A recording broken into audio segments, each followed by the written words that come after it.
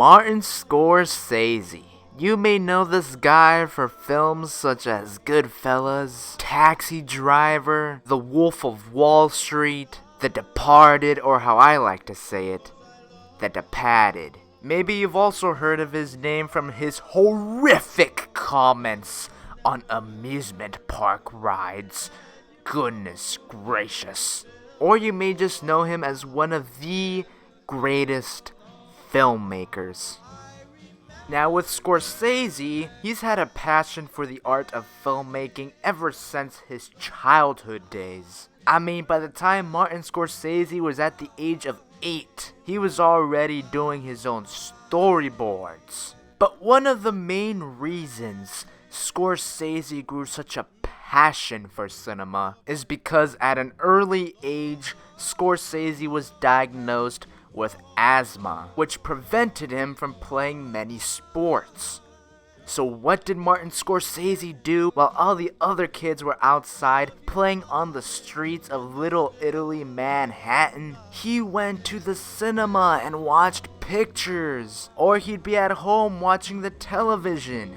In addition to this, Scorsese's parents, Charles and Catherine Scorsese, worked part-time as actors. Martin Scorsese has talked about his childhood saying, quote, "The world I came from was very much based on loyalty and trust, and even beyond family ties. It comes from the old Sicilian world where godparents were as important as blood relatives." End quote.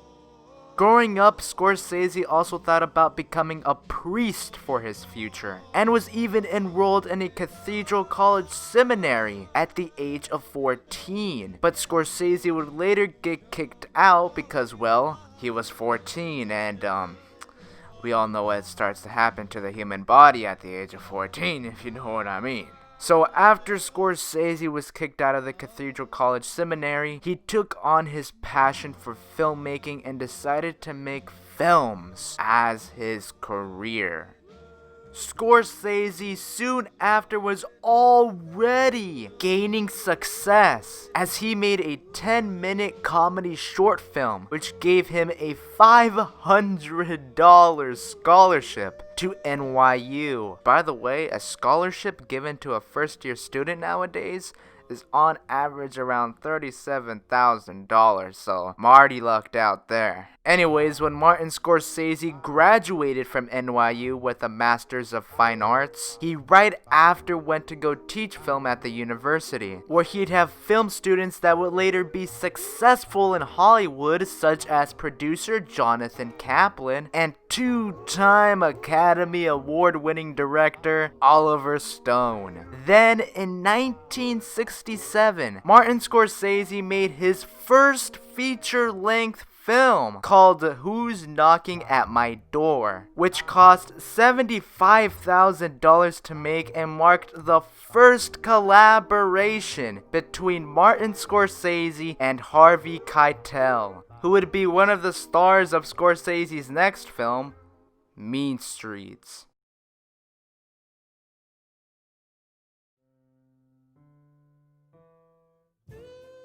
1973's Mean Streets would mark the first of 9 times that Martin Scorsese and a man by the name of Robert De Niro would work on a film together. De Niro, who also came from an immigrant family like Scorsese and grew up on the streets of Little Italy, Manhattan, which already gave Robert De Niro and Martin Scorsese something in common. The iconic duo would first be introduced by director Brian De Palma, who directed Robert De Niro in his first film.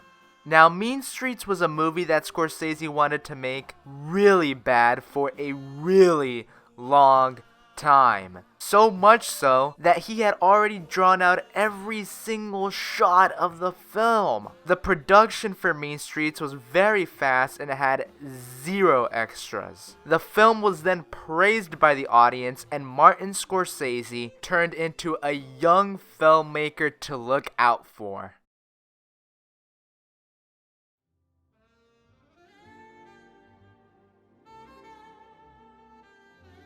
So then came the 1976 film Taxi Driver. The script for Taxi Driver was written by 26-year-old Paul Schrader, who was living in his car at the time. Paul Schrader then had an ulcer and was admitted to the emergency room, where the nurse would ask him the routine questions such as his date of birth, allergies, and etc., which is where Schrader came to the realization that he had not spoken to someone for 3 weeks. And that is where he got the idea for Taxi Driver. Paul Schrader said in an interview, quote, "It really hit me. An image that I was like a taxi driver, floating around in this metal coffin in the city, seemingly in the middle of people, but absolutely, totally alone. The taxi cab was a metaphor for loneliness, and once I had that, it was just a matter of creating a plot. The girl he wants but can't have, and the one he can have but doesn't want. He tries to kill the surrogate father of the first and fails, so he kills the surrogate father of the other. I think it took 10 days, it may have been 12. I just wrote continuously. I was staying at an old girlfriend's house where the heat and gas were all turned off, and I just wrote. When I stopped, I slept on the couch. Then I woke up and I went back to typing." End quote. The script was being passed around in the chaotic world of Hollywood until it finally reached the hands of Martin Scorsese. When the film was released, it received 4 Academy Award nominations, including Best Actor for Robert De Niro. It also turned Martin Scorsese into one of the top directors, with 2 critically acclaimed films in a row, which led to audiences and critics having higher expectations for whatever Scorsese's next project would be.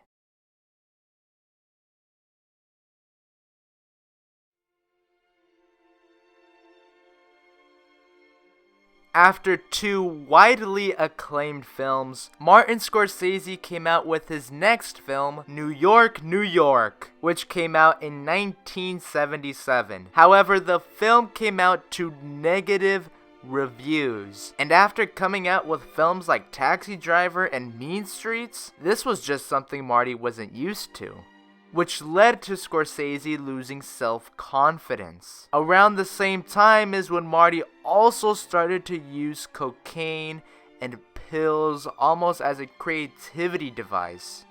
Then, in 1978, Martin Scorsese came back from the Telluride Film Festival with cocaine. But once it got into his system along with the pills and the asthma medicine, well, as you may already be thinking, it didn't sit very well.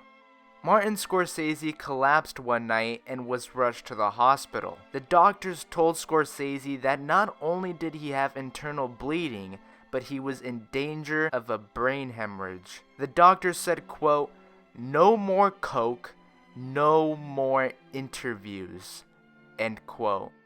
Scorsese was kept in the hospital for 10 days and nights, and one of the people that visited while he was in the hospital was his brother from another mother, Robert De Niro. The magic duo truly felt like brothers to one another. From growing up in the same part of town, not really knowing each other, to then making 2 smash hits. But De Niro didn't go to the hospital alone. De Niro went to the hospital with something that would not only save Scorsese's career, but potentially his own life. Robert De Niro had a script in his hands that was about the rise and fall of boxing legend Jake LaMotta. It was you, Charlie. You was my brother. You should have looked out for me a little bit. You should have looked out for me just a little bit. You should have taken care of me just a little bit. Instead of making me take them dice for the short-end money. You don't understand. I could have had class. I could have been a contender. I could have been somebody. Instead of a bum, which is what I am. Let's face it. It was you, Charlie. It was you, Charlie. It wasn't the first time De Niro asked Scorsese to make a film on LaMotta. It was just that Scorsese kept declining the offer. But after almost self-destructing his career, like Jake LaMotta once did, Martin Scorsese said, "Screw it, I'm doing it." Martin Scorsese talked about this saying, quote, "I couldn't understand Bob's obsession with it until finally I went through that rough period of my own. I came out the other side and woke up one day alive, still breathing." End quote.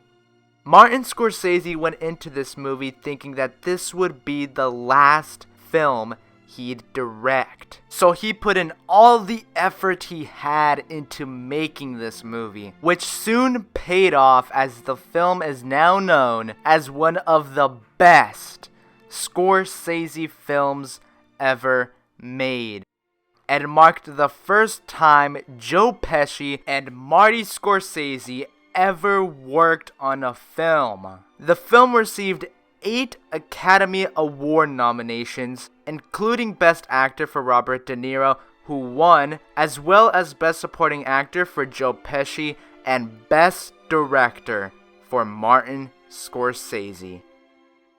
Marty's longtime film editor, Thelma Schoonmaker, who also won an Oscar for Raging Bull for Best Editing, of course, commented on this saying, "De Niro going to the hospital was, quote, a great gift of friendship," end quote.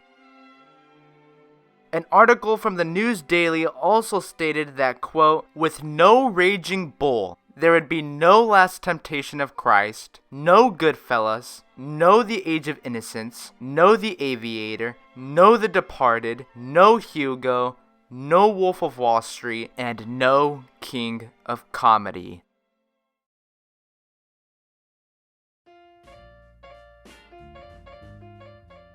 The King of Comedy, written by Paul D. Zimmerman, who got the idea for the film when he was reading an article from Esquire that was about a Johnny Carson fan who would have a diary and judge every single Johnny Carson show. The first director to be attached to the project was One Flew Over the Cuckoo's Nest director Milos Forman. After Forman dropped out, however, Robert De Niro once again, seriously, is this guy like a wingman or what? Anyways, De Niro got a hold of the script and showed it to Scorsese in 1974. Now you may be thinking, didn't the movie come out in 1982? Yeah, well, Marty once again declined the offer. And it wasn't until Scorsese was finishing Raging Bull when De Niro would once again show Martin Scorsese the script. But this time, he accepted it. Scorsese talked about this in an interview at the 2013 Tribeca Film Festival, stating, quote,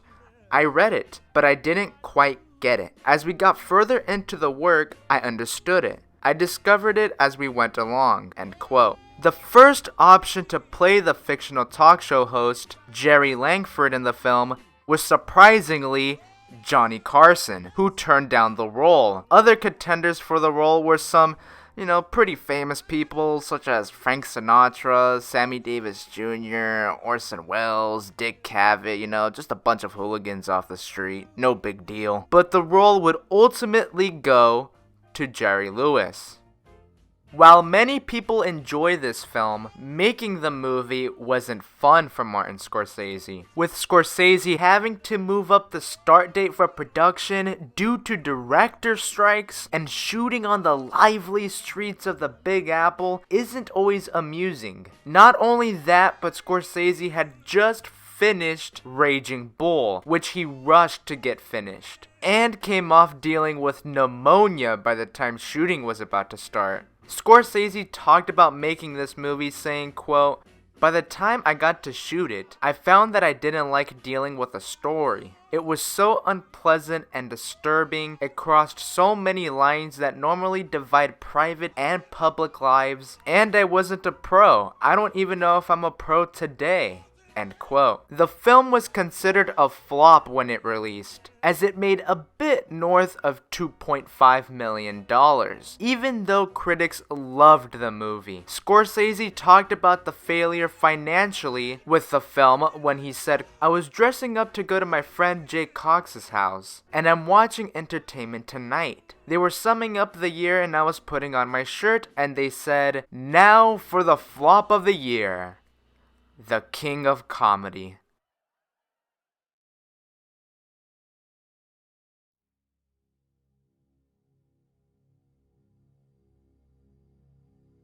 When Scorsese was a child, he dreamt of making a film about Jesus Christ. Scorsese's passion for making a movie on Jesus started back up again when Scorsese was on the set of Boxcar Bertha, and the star of the film, Barbara Hershey, gave Scorsese a copy of the novel The Last Temptation of Christ, which was written by Nikos Kazantzakis.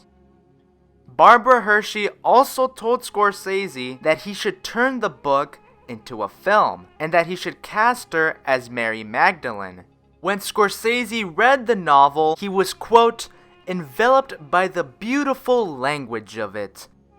Taxi Driver and Raging Bull screenwriter Paul Schrader would adapt the screenplay and finish it in 1981, but would later be revised by Jay Cox, who ended up being uncredited for the film. We'll talk about that a little bit later. The film was first brought to Paramount in 1983, who was willing to put in $13 million to make this movie. That same year, Martin Scorsese met with Nikos Kazantzakis' widow, Eleni, to talk about Scorsese's adaptation. Eleni gave Martin Scorsese her blessing to make the movie. They were also conscious of the backlash that Scorsese would get when the film released, especially because of the backlash that the Kazantzakises got from their country when the novel came out, since a lot of people did not like the depiction of Jesus in the book. But little did they know what was to come when the film released. Once the news came out that Martin Scorsese was going to make an adaptation of The Last Temptation of Christ, a group of Protestant women called the Evangelical Sisterhood sent protest letters to Gulf and Western, who is the parent company of Paramount. The Last Temptation of Christ was then canceled by the end of 1983. Scorsese then went to make two other films, with the first one being After Hours, which represented Scorsese's frustration with what he went through with The Last Temptation of Christ. Then Martin Scorsese went to direct the 1986 Paul Newman-Tom Cruise film, The Color of Money. Around this same time is when Universal wanted to finance The Last Temptation of Christ, as long as Martin Scorsese would come back and make a commercial film, which would later turn out to be the 1991 film Cape Fear. Scorsese first approached Robert De Niro to play the role of Jesus, but De Niro turned down the role because he didn't have much interest in religion, and he just didn't see himself for the part. There were no hard feelings between them. Scorsese then looked at Christopher Walken, but Universal said no. So Martin Scorsese then called Willem Dafoe, who wasn't as big as he is today. Scorsese sent Dafoe the script, and Willem Dafoe loved it. The cast would also include Harvey Keitel as Judas, Barbara Hershey as Mary Magdalene, and David Bowie as Pontius Pilate. Around the same time, Paul Schrader felt that Scorsese's enthusiasm about making this film was declining. Paul Schrader then told Martin Scorsese, "I hear that your enthusiasm is waning, and there are some people in Egypt and France that might have some money. If you ever slacken, I will walk over your back to get this movie done."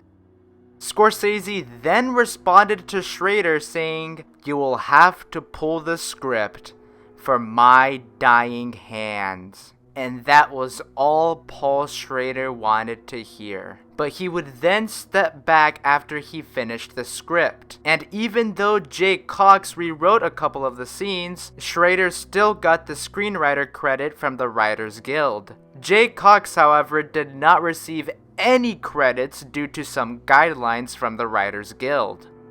When The Last Temptation of Christ released, many theaters did not show the film due to the rise of protests against the movie. A Catholic nun who was also the founder of Eternal World Television Network said Scorsese's film was the most blasphemous ridicule of the Eucharist that's ever been perpetrated in this world.